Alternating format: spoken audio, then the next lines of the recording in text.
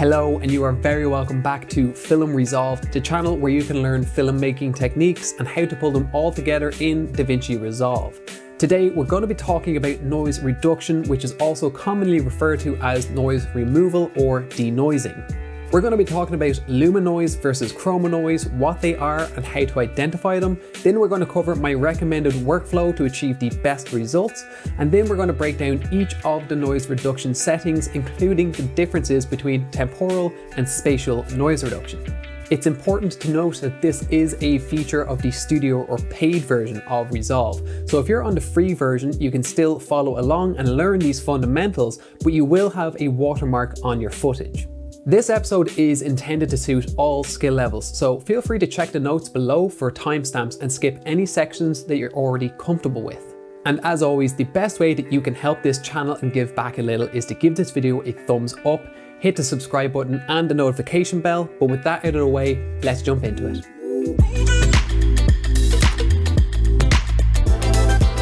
So it's important to note, I think, that if you're going to go zooming way in on pretty much any shot, you're going to notice artifacts, especially noise.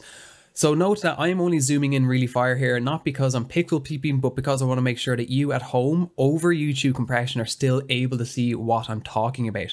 And with this shot, if I go full screen, I can promise you that under the amount of natural compression that is within the footage itself and before YouTube compression, I can see everything that I'm about to zoom in and point out to you. So it is definitely present even at normal viewing distances, and that's ultimately what you'll want to judge things off of. So just know that I'm not being a pixel peeper here. It is present without zooming way in. I just want to ensure that you can still see the Luma and Chroma noise and be able to identify them. So there's four little areas of this shot that I want to show you as being problematic. So I'm going to start zooming in onto the iPad here. And we'll start playing through the footage. And here is a really good example of more on the Luma side. So like I said, quite fine grain, quite filmic-like, i.e. the type of grain you would have seen on film before digital came around, and not nearly as problematic. It's worth noting there is some Chroma noise in there too, but the majority of this, what you're looking at right now, would be Luma noise, that small, grainy, not saturated with any kind of color noise.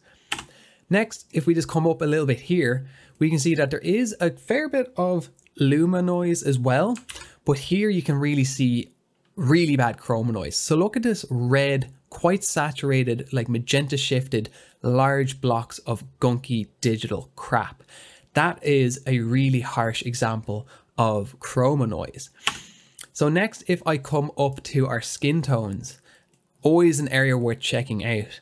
Now there's no point playing through here to show the pattern because my face moves all over the place and we'll just lose it immediately. But you can see if I zoom in here, you can see these humongous chunks of Chroma noise again, these massive magenta shifted ones, as well as here, I'm outlining quite a large chunk of more greeny Chroma noise. And as well as, of course, some Luma noise, but not too bad in this area. I'll attempt to play through a little. You might see it dance around, but of course I'm going to be moving and that's going to make it a bit more difficult. But you can see there's quite a lot of crap going on there. The next kind of problematic area I think we're looking at is if I zoom in here, in the shadows of the monitor here, you can see a lot of the Luma noise as well as a decent bit here, but here you can see quite a lot of Chroma noise. Again, quite magenta blocks going on here, and you can see that dancing around really, really aggressively. We got a lot of greeny blocks going on too. That's probably as a result of that green gradient from the light in the background though. And then lastly, if I come over to this right corner, we get another really good example of Chroma noise. This area is particularly bad for both green and magenta shifted Chroma noise. Look how large those blocks of Chroma noise is. This corner is pretty much all Chroma noise with some Luma on top. And it's just alternating between green shifted Chroma noise and magenta shifted Chroma noise. Look how blocky all this is. And when I press play, you can see just how aggressive, large and blocky that noise is. So again, just to reiterate, to really hit it home, rule of thumb of course, but in general, Luma noise tends to look quite quote unquote filmic, in the sense that it's quite small, fine grain that you would find on film. And then chroma noise tends to be quite undesirable because it's very much so an artifact of digital video signal, and it's large, aggressive, blocky chunks of noise that tend to have a saturation towards green and magenta. Now let's talk about actually navigating to your noise reduction settings. So this is typically part of the color grade. So that's why we go to the color page to find these settings. And along the bottom left panel here, you have several options. And this last one here is called motion effects. So if we open up our motion effects, that will reveal our temporal noise reduction settings, our spatial noise reduction settings, as well as some motion blur settings, which we're of course going to be ignoring. And before we jump into what each of these settings do, I'm going to first share with you my first two top tips for my noise reduction workflow. My first tip applies mostly to when you're working with full-blown log clips, but definitely applies to any kind of flattened picture profile footage you might be working with. So depends on just how much of this you need to apply. And that first tip is to make sure you get your image to at least a healthy working place in terms of saturation and contrast. So in my case, I have a full-blown log clip. This is slog3 and sgamut3.cine. Now you might go about using a full-blown conversion LUT like I am, you might use color space transform, or you might just use some quick primary adjustment nodes and settings such as contrast, pivot, saturation. Maybe you use your wheels, maybe you use some curves, whatever, you might do that manually. But just get it to a healthy working place in terms of saturation and contrast. And the reason for this is because this will really show how much noise is in your image, because the noise, especially the chroma noise, which is far more undesirable, can often hide in the flatness. So again, we're getting a bit pixel peepy here, but it'll just show the point. If I zoom right into this very problematic area in our skin tones, and I toggle on and off this node that got us to a healthy working place in terms of saturation and contrast, you can see just how much noise hides when we're in this flattened look. And once I get some decent saturation and contrast in there, you can see how much of that noise gets kicked up. It's not adding noise, it's simply exploiting how much noise is in the image. And it's the same with any of these other areas that we identified just previously as problematic areas. Every single area gets exacerbated and really exploits just how much noise is in the image. Lastly, this corner here was very problematic, so I just want to show this corner too. Not looking too bad, especially on the chroma side. It's not looking very bad. We can still see the Luma side of things pretty well, but once we get that conversion LUT on there, that really exploits how much noise we have to deal with in the shot. So that's my kind of first key tip in my noise reduction workflow, is to make sure that you are in a good working space at the very least to begin with. My second key tip to your noise reduction workflow, and this isn't really my key tip, this is a general key tip that it wouldn't have taken you long to discover, and that is that you want to make sure you do your noise reduction on the very first node of your node tree. So you want to make sure you have a node before this that you do those noise reduction settings on. It should always be the first node in your node tree. And if, for example, you are already several nodes into a grade and you're quite far in and you decide, okay, now I need to go doing noise reduction, rather than adding a node and doing reconnecting, the best way to do it is to add a serial node before quote unquote current node. So you want to make sure that you select the first node in your tree as it is now, i.e. the current node, and use the keyboard shortcut Shift S will add a serial node before the current node, and now you can apply your noise reduction to that node. Alternatively, you can click on the first current node, right click, add node, add serial before will do the same thing. And lastly, clicking on that first current node of the tree, coming up to color and nodes, and you see add serial node before current is available there as well. And then you can go doing your noise reduction on that. Now, me personally, I typically straight away on any grade will just add a second serial node, leave the first one free and begin working on that second node onwards, and always have that first node there. But like I said, if you're several nodes into a grade already and you now need to go and add a node at the start, that's the best way to do it. And that is my second key tip in the noise reduction workflow. and that is to make sure you do your noise reduction on the very first node in your node tree. Now let's break down all these settings that are available to us in Resolve for noise reduction. And we're going to start with a very broad look at the main differences between temporal noise reduction and spatial noise reduction. And this is somewhat paraphrased, not very kind of technical lingo going on here, but in short, temporal noise reduction will mean that Resolve will look at multiple frames in order to try figure out the noise pattern, because the name of the game with noise reduction is figuring out what is noise and what you want to remove, and what is detail and what you want to keep. So temporal noise reduction will look at multiple frames to kind of generate and learn what the noise pattern is, so it can take an educated guess on what to remove. Spatial noise reduction, on the other hand, will look at a single frame and will look at a group of pixels or a single pixel and look at surrounding pixels in an area and use that little patch to learn what the noise pattern is, and it uses that method to then distinguish what is noise, what is detail, what to remove, what to keep. And again, that's just kind of paraphrasing the difference. One looks at multiple frames to learn what noise is, and one looks at a single frame and at kind of an area within that frame, and just how big the area is depends on your settings. And that's how it will go about figuring out what is noise and what's detail, what to remove and what to keep. So with that kind of broad explanation of the key difference between temporal and spatial noise reduction, let's jump more deeply into the individual settings of temporal noise reduction, and then we'll do the same for spatial later on. The first setting available to us in temporal noise reduction is frames, and as I just mentioned, temporal noise reduction uses a method in which it looks at multiple frames to try figure out what the noise pattern is.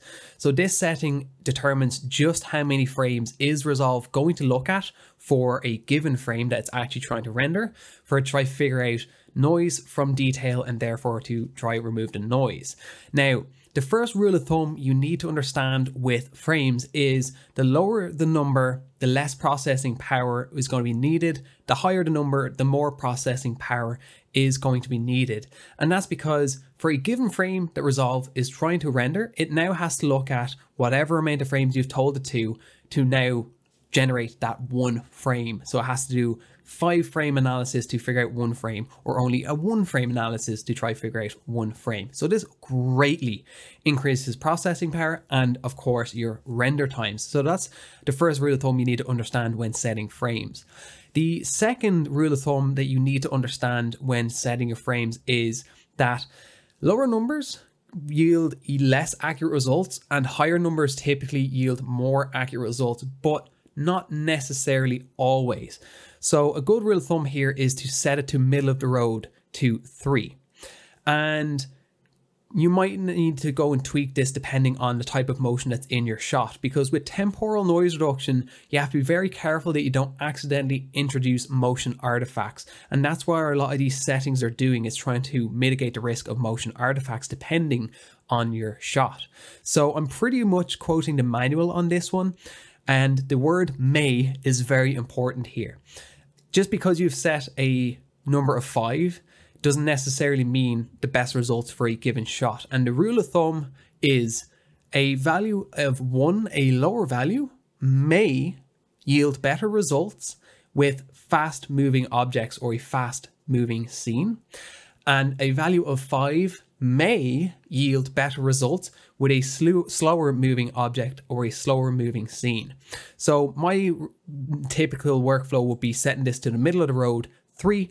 And if I'm not seeing any egregious motion artifacts, then I don't think about it any further. And only if I do see motion artifacts will I go tweaking from there. And of course, once we actually come off of the setting of 0, because we're not doing any frame analysis and therefore there is no temporal noise reduction, once we come away from the value of 0, we now have the rest of the options open up and become available to us.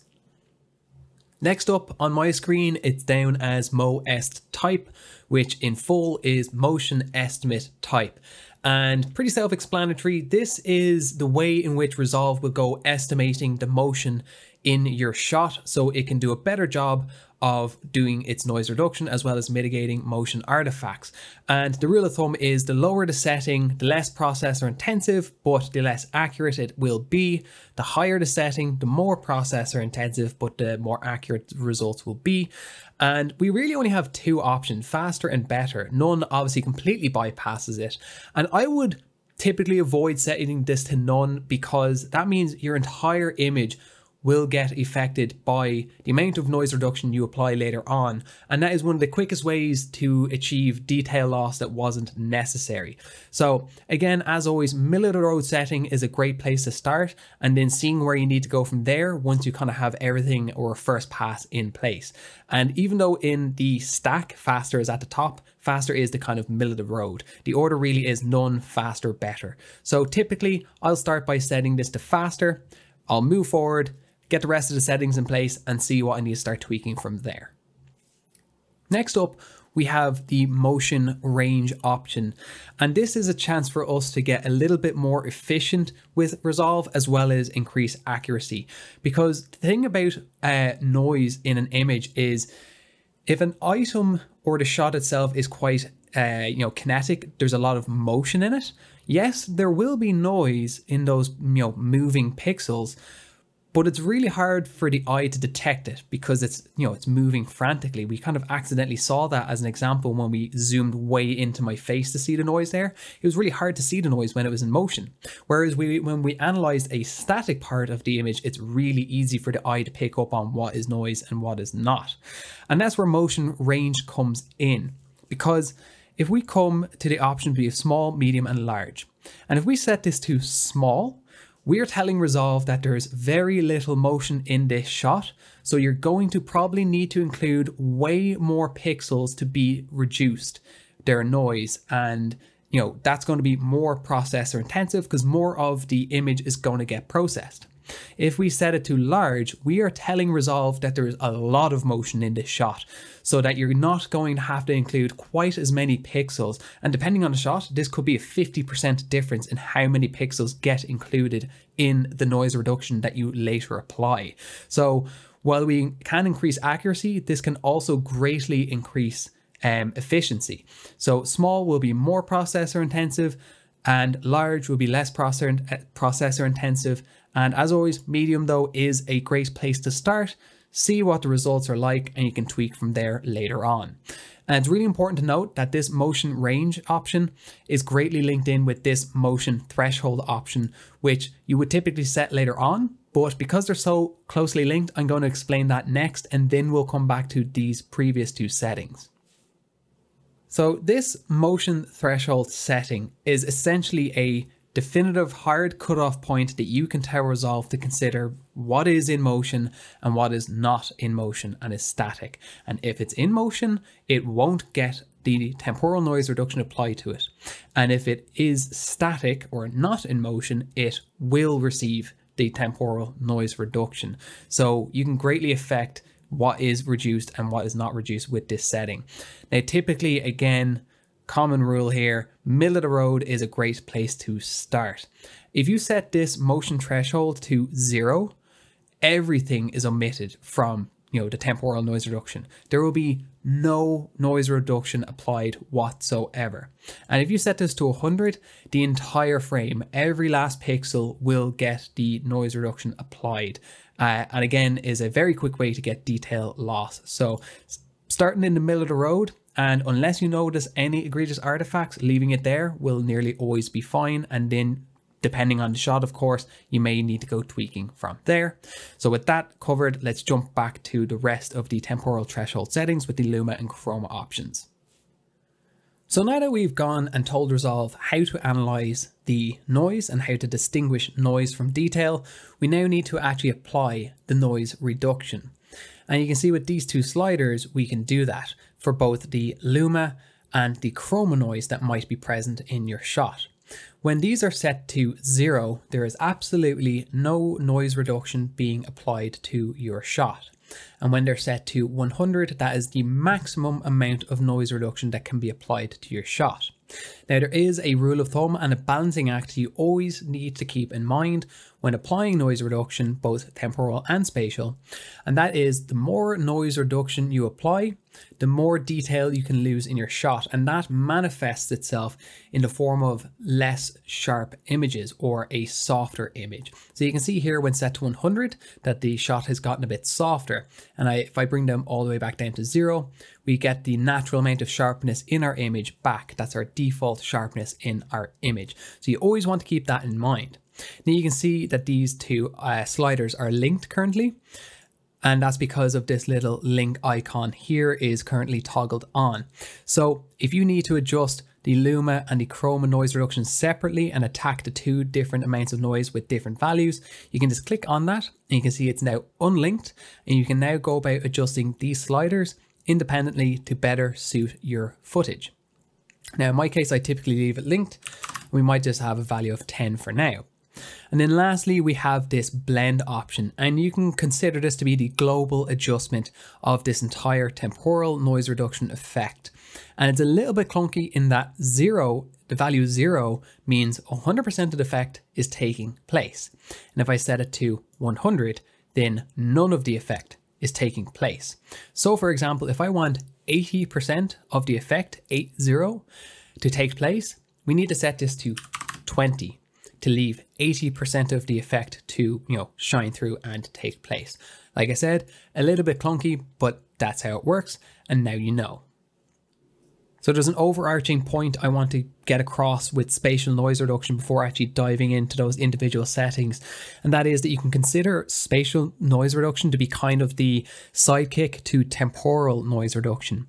And that means you will want to do temporal noise reduction first. And whatever noise is left behind after doing that, you will then want to try attack with spatial noise reduction. So it will follow up and kind of build upon your temporal noise reduction. So let's actually jump into the settings, starting with mode.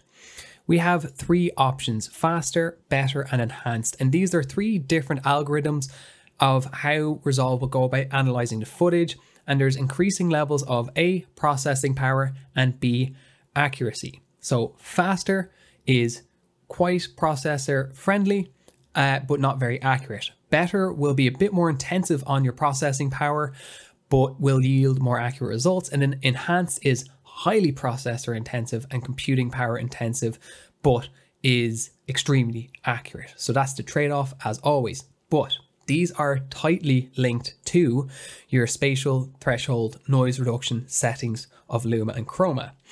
So basically, if you're in the low end for these settings, anywhere between 0 and 33-ish, you will probably be okay with faster. If you go from the mid-range of about 33 to 66, you are probably going to want to go with better. And if you go above 66 into the high range, so 66 to about 100, you are going to want to probably go with enhanced. As always, you're probably going to want to check and see what yields the best results, but those are the rules of thumb. Next up then is radius. Now, admittedly, the radius setting is a bit of a grey area in the manual in that it doesn't actually explain what it does, just kind of goes straight into giving some recommendations. So my explanation is a bit of an educated guess and is to be taken with a grain of salt. So I reckon what radius is just how large an area Resolve looks at within the frame to analyze the noise pattern, so it can learn what is noise and what is detail, what to remove and what to leave behind. Back into the realm of what is definite is that small, medium and large. Small is a small radius, so it is less processor intensive but not as accurate, and as we go up we get more processor intensive and more accurate. However, setting it to large doesn't necessarily mean you'll get better results, because they do tie in very much so with the spatial threshold noise reduction setting that you set for your Luma and Chroma down below. So very much operate like the mode does, in that if you're in the lower range of these two settings, then small will probably be the best setting for you. If you start slipping into higher numbers here, you might want to bump that up to medium. And if you go very high on these numbers down here, you will probably want to go with large. But ultimately, it's a matter of just seeing what you end up with down here, and then you'll come back and kind of set your mode and radius. Now we're back to applying just how much denoising will take place, and it's the exact same as before. We can attack Luma noise and we can attack the Chroma noise. 0 is no noise reduction, 100 is maximum noise reduction. They are by default linked, and we can unlink them by clicking on the little chain icon and adjust the Luma and Chroma values separately.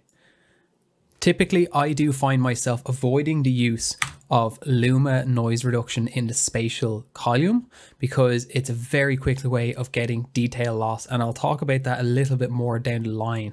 And for now, I'll give this a Chroma value of 10, and I'm just going to zoom in, and just to really hit home on the concept I talked earlier about, spatial noise reduction should just be finishing off what your temporal noise reduction couldn't handle. So if I turn Chroma back down to 0, so we're currently doing no spatial noise reduction, and of course I'm zooming way in here and pixel peeping, but you can see we definitely have some Chroma noise left behind from our temporal noise reduction.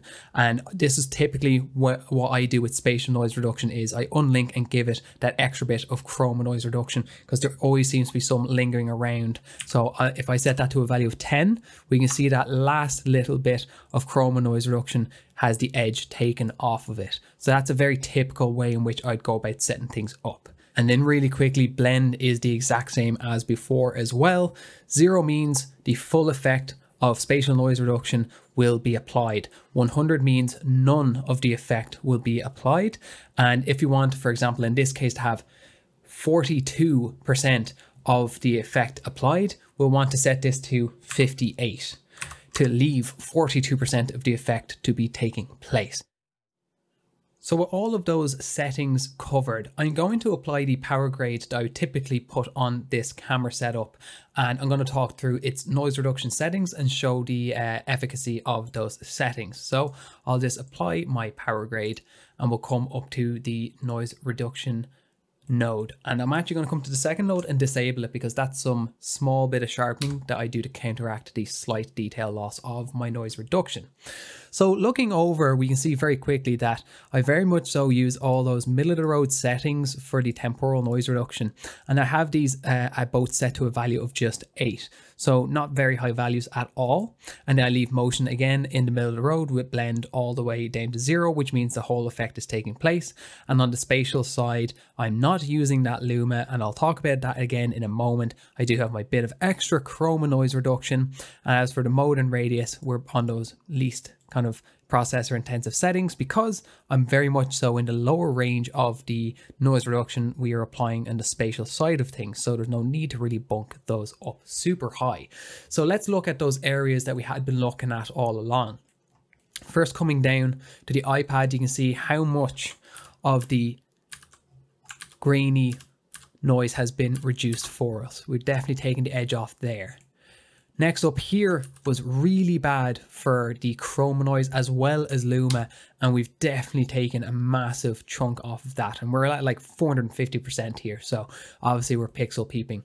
Next, if I come up to the skin tones where things were really badly affected up in the forehead and this eyebrow area, and we can see before and after with those fairly minimal settings just how much that is getting cleaned up. Now we're seeing how that's getting a bit softened, which we then bring back with some sharpening to kind of find a happy medium to kind of recover some of that detail. But you can see just how much work and how much cleaning up that is doing to the noise in that particular section. Then we also had this area here, and again we can see a huge improvement in both Luma and the Chroma noise. Look at this giant green block right here, and it just totally disappears with those fairly minimal settings. And then lastly, this very problematic again for Chroma noise, especially on this far right corner, we can see before and after. Look how large those blocks are, and it's just alternating between green and magenta Chroma noise, and it's pretty much completely gone. We still have a little bit of Luma noise there, but again, we're at almost 1000% zoomed in. So once we go full screen, if my graphics card doesn't have a heart attack, you're probably not seeing a whole lot over the YouTube compression, but where I'm sitting and what I'm seeing, it just takes our footage and gives it that nice clean look. and takes off that harsh digital noise edge that we're getting from the noise that is embedded in this particular shot.